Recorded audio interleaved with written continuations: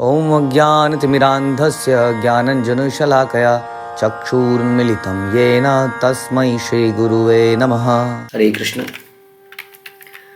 भगवद गीता अध्याय 13 श्लोक संख्या 23। उपदृष्टा अनुमंता च भर्ता भोक्ता महेश्वरा परमात्मा इति चापि उक्ता देहे यस्मिन् पुरुषः परः। तो भी शरीर में एक अन्य दिव्य भोक्ता है जो ईश्वर है, परम स्वामी है, साक्षी तथा अनुमति देने वालों के रूप में विद्यमान है और जो परमात्मा कहलाता है। तो इसके पहले हमने सुना कि जीव प्रकृति के 3 गुणों को भोग करता है, प्रकृति में जीवन बिताता है, प्रकृति के कारण में संगति के कारण वो यहाँ फंस जाता है और उसको अलग अलग योनियाँ मिलती रहती हैं। लेकिन उसके साथ में जब तक वो इस बद्ध जीवन में है, परमात्मा हमेशा साथ में रहते हैं। ये बिल्कुल वैसे ही है जैसे कि कोई बच्चा जब घर से झगड़ के रूठ के किसी कारण चला जाता है तो भी पिता उसके ऊपर नज़र रखता है कि कहीं कुछ गड़बड़ तो नहीं है, कुछ कमी तो नहीं है। और 2 लड़के गया या जैसे भी गया तो उसकी ज़रूरतों को पूरा करने का प्रयास करते हैं। हाँ, ये तो संसारिक एग्जाम्पल है, लेकिन भगवान इतने दयालु हैं कि हर बद्ध आत्मा के, जब तक बद्ध आत्मा इस संसार में है, भगवान के धाम में तो भगवान के साथ ही है। इस धाम में जब तक बद्ध आत्माएं हैं, भगवान उसके अंदर परमात्मा के रूप में रहते हैं। तो परमात्मा भगवान का रिप्रेजेंटेटिव है, प्रतिनिधि है हर जीवात्मा के साथ। और यहाँ पे बताया गया कि शरीर में एक दिव्य भोक्ता भी, एक तो हम हैं जो अपने आप को भोक्ता मानते हैं और इस शरीर को इस्तेमाल करते हैं कुछ सांसारिक आनंद लेने के लिए। हमें लगता है कि शरीर हमें आनंद लेने के लिए मिला है। तो हम पूरा भरसक प्रयत्न, हर जीवात्मा भरसक प्रयत्न करता है कि अपने शरीर को अच्छे से भोगा जाए। जब तक वो जितना ज़्यादा जो भोग लेता है वो संसार में उतना सक्सेसफुल माना जाता है, राइट। जो जितना ज़्यादा भोगी है उसको उतना ज़्यादा सक्सेसफुल माना जाता है संसार में। जबकि शास्त्रों की नज़र से जो जितना ज़्यादा इंद्रियों को रेस्ट्रेन कर पाता है वो उतना बड़ा व्यक्ति माना जाता है। इसलिए कई बार हम लोग महाराज बोलते हैं। महाराज का मतलब यही है जिन्हें इंद्रियों को पे विजय पाई, तो बड़ा व्यक्ति बन गया हो इंद्रियों पे विजय पाने वाले। संसार में जो जिस पे ज़्यादा बड़ा मकान है, बड़ी कार है, कपड़े अच्छे हैं, अच्छे रेस्टोरेंट में खाता है, घर की इंटीरियर्स ज़बरदस्त है, तो सक्सेसफुल माना जाता है। जो जितना ज़्यादा भोग पा रहा है उतना ज़्यादा सक्सेसफुल माना जाता है। और अदरवाइज जो जितना इंद्रियों पर रेस्ट्रेन कर पा रहा है वो व्यक्ति उतना ज़्यादा सक्सेसफुल माना जाता है। तो इस प्रकार से हम भोक्ता अपने आप को मानते हैं और भोक्ता बनने का प्रयास करते हैं, लेकिन एक दिव्य भोक्ता भी है जो हमारे साथ में है, वही वास्तव में भोक्ता है। Enjoyer is Krishna, because Krishna says in Bhagavad Gita, भोक्ता राम यज्ञ तपसाम सर्वलोके महेश्वरम। जो हर चीज़ का मालिक है, he has the right to enjoy the product, है ना।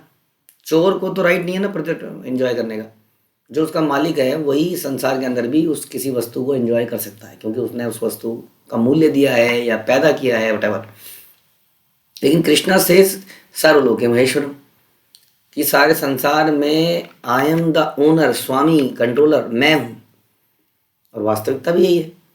एक भी वस्तु ऐसी नहीं है जो भगवान के द्वारा, भगवान की दी गई चीज़ों को इस्तेमाल करके हमने बनाई हो, ना उनको ना इस्तेमाल करके बनाई हो। आप देख लीजिए कोई सी भी चीज़, ultimately everything is coming from this. हमें संसार में चीज़ें मिलती हैं, उसको हम मिक्स एंड मैच करके कुछ कुछ चीज़ें बनाते हैं, प्रोडक्शन हाउस बनाते हैं। तो इस प्रकार से हर वस्तु के मालिक भगवान बन जाते हैं। और दूसरा ये बात कह लीजिए कि बुद्धि, हमारे अपना ब्रेन को बनाने में क्या योगदान है बताइए। क्या किसी ने अपने ब्रेन के टिश्यूज़ बनाए हैं? कई बार होता है ना ब्रेन का, इसका ब्रेन हैमरेज हो गया, हाँ, तो बना सकते हैं हम ब्रेन हैमरेज, ब्रेन को रिप्लेस कर सकते हैं। कुछ टिश्यूज़ को निकाल के दूसरे टिश्यू डालते नहीं, कोई बात नहीं, फाइबर के टिश्यूज़। नोबडी, पता ही नहीं है किसी को कि इस मांस के लोथड़े में अंदर चल क्या रहा है। हज़ारों, लाखों, करोड़ों कहते हैं अंदर चीज़ें चल रही हैं, पता नहीं कौन से सिग्नल किधर से जा रहे हैं। हल्का सा कट पड़ गया तो ख़त्म है मामला। तो उसको बनाने में हमारा क्या योगदान है। तो इस तरीके से कौन सी ऐसी चीज़ है जो भगवान ने नहीं दी है और कैसे हम कोई चीज़ बना पाएंगे। तो इसलिए he is the owner of everything in this world. हर चीज़ के ओनर भगवान है, इसलिए वो कहते हैं भोक्ता राम यज्ञ तपसाम सर्वलोक। जो ओनर है, जो मालिक है, वही भोक्ता होना चाहिए। जो पोजेसर है टेम्परेरी, जिसको धरोहर दी गई है माना कोई चीज़, वो इंजॉयर नहीं बन सकता है, राइट। पुराने ज़माने में साहूकार होते थे ना, अब बैंक होते हैं। अब बैंक में आपने पैसे डाले, अब 1 लाख रुपया विड्रॉ करने गए, उन्हें बोला सर उसमें से ना 10,000 की हमने टिक्की खा ली। हैं, टिक्की खा ली? दिमाग खराब है तुम्हारा? बैंक टिक्की खा ली? तुम्हारे पैसे टिक्की खाने के लिए दिए थे? मेरे ही पैसे थे, लेकिन आपने हमारे पास जमा करे थे ना। अगर वो ऐसे बोलने लग जाए तो बैंकिंग सिस्टम बंद हो जाएगी दिन में। बैंकर का काम है 1 रुपया भी नहीं ले सकता है बिना उसकी आज्ञा के। एग्रीड होना चाहिए कि इतने बैंक चार्जेस होंगे, एनुअल चार्जेस इतने होंगे, ये करोगे तो एग्रीड होना चाहिए, तभी चार्ज काट सकते हैं, नहीं तो 1 रुपया भी नहीं काट सकते आप। क्योंकि बैंक का काम धरोहर के रूप में धनराशि को रखना है। उसी तरह से हम भी मालिक नहीं हैं संसार की किसी वस्तु के, अपने शरीर के भी नहीं है। शरीर को बनाने में हमारा कोई योगदान नहीं है, सच बता पूछे तो। हम जिम चले गए होंगे, हमने मैथमेटिक्स में अपने दिमाग की ट्विस्टिंग करी होगी, लेकिन कई लोग कितनी भी ट्विस्टिंग कर ले, दिमाग ट्विस्ट होता ही नहीं है। मैथमेटिक्स में ऑलवेज फेल, फॉर एग्जाम्पल। तो इसका मतलब है ना, something is coming given by God based on karmas. तो जब वो सब चीज़ों के मालिक हैं तो सब चीज़ों के भोक्ता भी वही रहते हैं, हो सकते हैं। भोक्ता राम यज्ञ तपसा, हम लोग केवल धरोहर के रूप में चीज़ों को रखते हैं। ये हमारी जिम्मेदारी है, जैसे बैंकिंग सिस्टम की जिम्मेदारी है कि अपने कस्टमर के धनराशि को ऐसे रखे। फिर वो फ़ोन करते हैं, सर ऐसा क्यों नहीं करते कि आप इसमें से 50,000 की एक FD बना लें और बाकी को म्यूचुअल फंड में डाल दें, कुछ को ये कर दें। आते हैं ना फ़ोन, उनका काम है ये कि आपकी धनराशि को न केवल सुरक्षित रखें बल्कि उसको बढ़ाएं। हमारा भी यही काम है कि हमारी जो धरोहर मिली है, हम जिसकी है उसके लिए इसका इस्तेमाल करें, हाँ, उसके बेनिफिट के लिए इसका इस्तेमाल करें। लेकिन हम भोक्ता बन जाते हैं। तो इसलिए हम बता रहे हैं एक अन्य दिव्य भोक्ता भी है इस शरीर में, जो ईश्वर है। बोला जा रहा है वर्ड, यहाँ पर भी बोला गया, देखिए, भोक्ता महेश्वरा, उपदृष्टा अनुमंता च भरता भोक्ता महेश्वरा।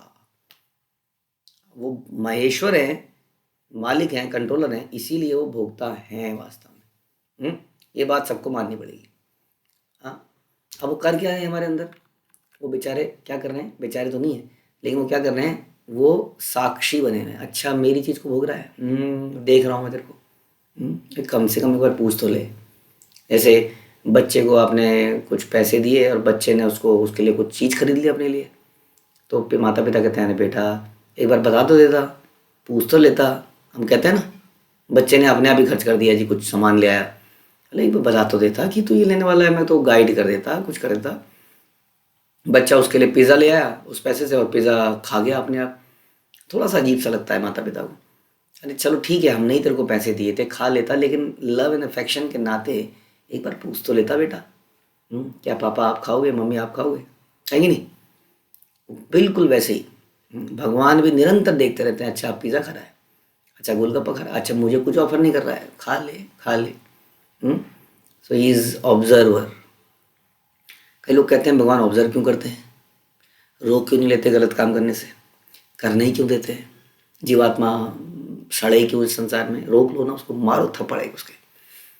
बट क्वेश्चन ये है, जब जब आपने अपने बच्चे को थप्पड़ मारा है, नहीं नहीं छूना इसको, ये प्रेस है, ये आयरन है, इसमें हाथ जल जाएगा, तो आपका क्या एक्सपीरियंस है? बच्चा छूता है? जरूर छूता है। फिर तो वो जरूर छूता है, देखता है क्या चीज़ है, क्यों मारते हैं मेरे को, देखने क्यों नहीं देते हैं? हाँ, करता है कि नहीं? फिर एक दिन जो समझदार माता पिता को क्या करते हैं, हल्का सा गर्म करते हैं, वो आज आ छू छू, वो छूता है, उसके बाद नहीं छूता फिर जिंदगी में। तो इसी तरीके से कृष्ण जो है जीवात्माओं को फ्रीडम देते हैं, इसको हम फ्री विल कहते हैं। वो कभी जीवात्माओं पे ज़ोर ज़बरदस्ती नहीं करना चाहते, क्योंकि ज़ोर ज़बरदस्ती चलती नहीं है ज़्यादा दिन। आप किसी से फोर्सफुली काम ज़्यादा दिन नहीं करा सकते, वो आँख बचाते ही गड़बड़ करेगा।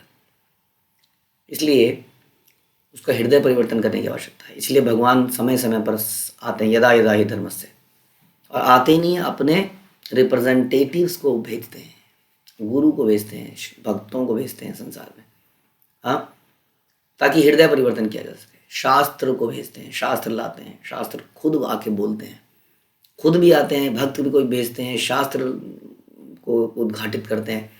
और इस प्रकार हम सब लोगों का हृदय परिवर्तन करने का प्रयास करते हैं।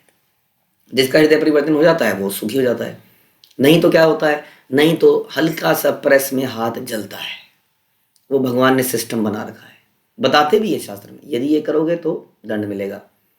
लेकिन कुछ जीवात्मा इतनी एडेमेंट हो जाती हैं, लातों के भूत बातों से नहीं मानते, वो लातों के भूत क्या, लातों के भी क्या भूत हैं, वो तो मानते ही नहीं है। तो वो बार बार संसार में जन्म लेते रहते हैं। नहीं तो बाकी समझदार हैं जो गुरु साधु एंड शास्त्र का सहारा लेके भगवान के फेवर में आ जाते हैं। तो भगवान क्या है, परम स्वामी तो है ही, साथ में साक्षी है, अनुमति देने के लिए विद्यमान है हमारे शरीर में। यानी कि अनुमति उनकी रहती है, क्योंकि बेसिकली ही इज ऑब्जर्विंग, और उसके बेस पे वो प्लस या माइनस कर रहे हैं हर किसी के साथ, उसका फल प्रतिफल उसको दे रहे हैं।